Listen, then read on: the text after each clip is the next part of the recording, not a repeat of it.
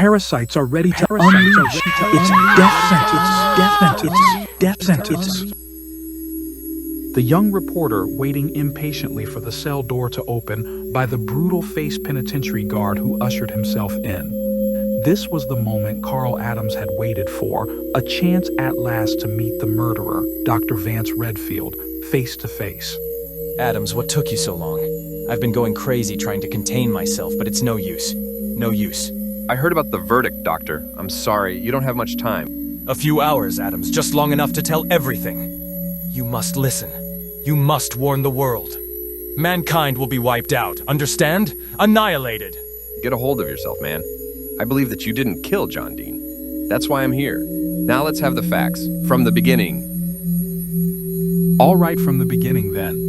As you know, Professor John Dean and I were research scientists, and both of us had been hard at work on separate theories as to why malignancy spreads so fast in human beings. But one day, about 3 months ago, John called me into his laboratory. He was excited. I've done it, Vance. I've isolated the disease cell in its own nutrient environment. Good, good. But John, that's nothing unusual. But this cell is different. It accelerated its evolution under certain ultraviolet and cosmic ray concentrations. It's a mutant. And it's alive. Alive. Incredible. Great Scott, John. Do you realize what this means? Yes, malignant entity with physical and mental properties unknown to science. Gad. What a greedy little beggar. Destroy it, John. I have a strange premonition. No, not yet. I've got to test it first. Be careful, man. It's ugly, horrifying. Think of it.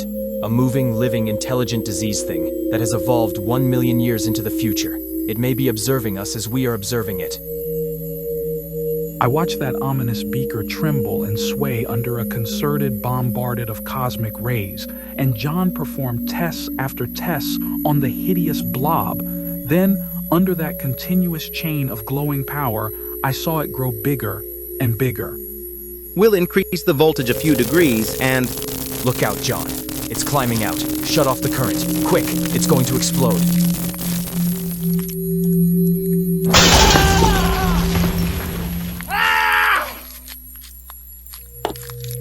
Somehow, I managed to find the strength to pull myself to my feet.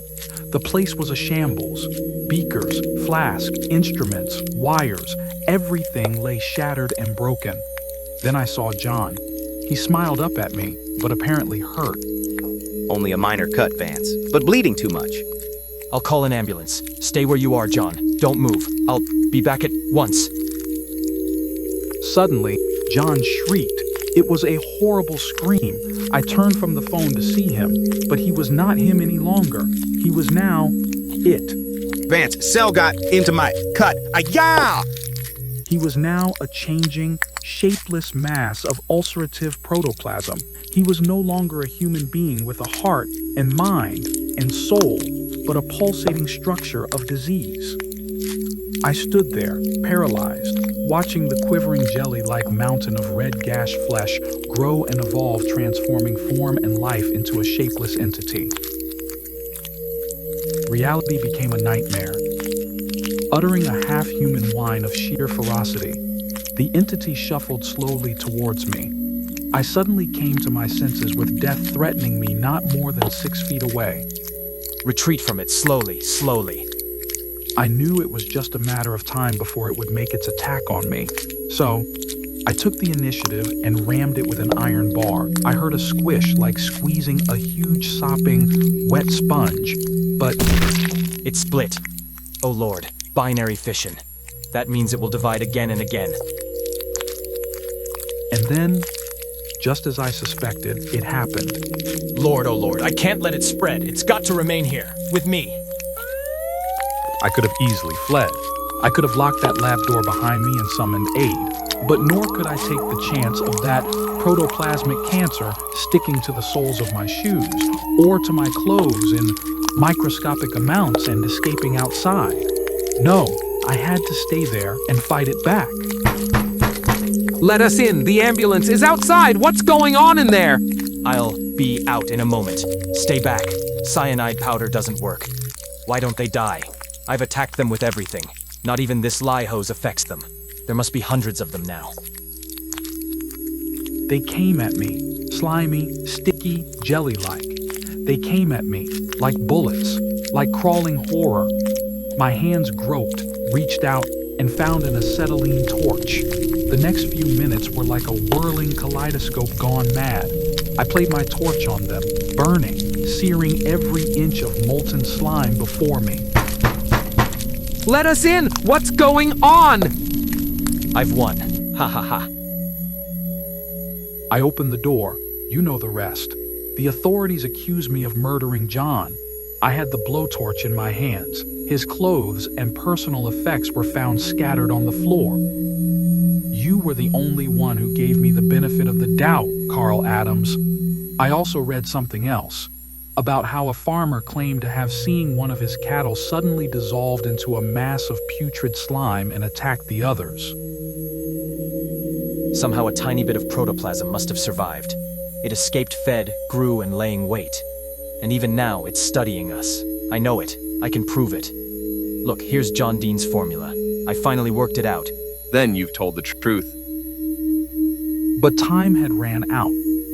Grim men came for the prisoner, while another man watched, stunned, helpless, numb with the knowledge he now possessed. Print it, Adams! Inform the world! Please, please! And while the lights dimmed in the penitentiary, a lone figure hurried out through the cold gray gates, clasping a portfolio tightly in hands.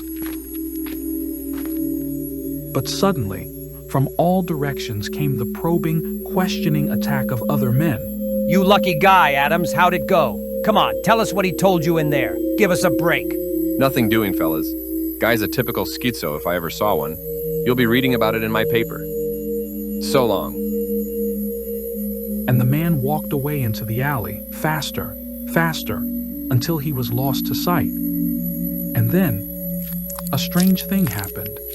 He stopped at a boarded-up building, looked around to see if he was being followed, and satisfied that he was not, opening the door. I hope you haven't been waiting long. And then, the human shape that had been Carl Adams dissolved to a slithering, quivering slime, and oozed down the cellar steps to the giant mass of horror that lay waiting for the moment it would one day overwhelm the teeming millions of Earth. The end. Binge watch all Dramix audio comics for more cool Golden Age comic book stories.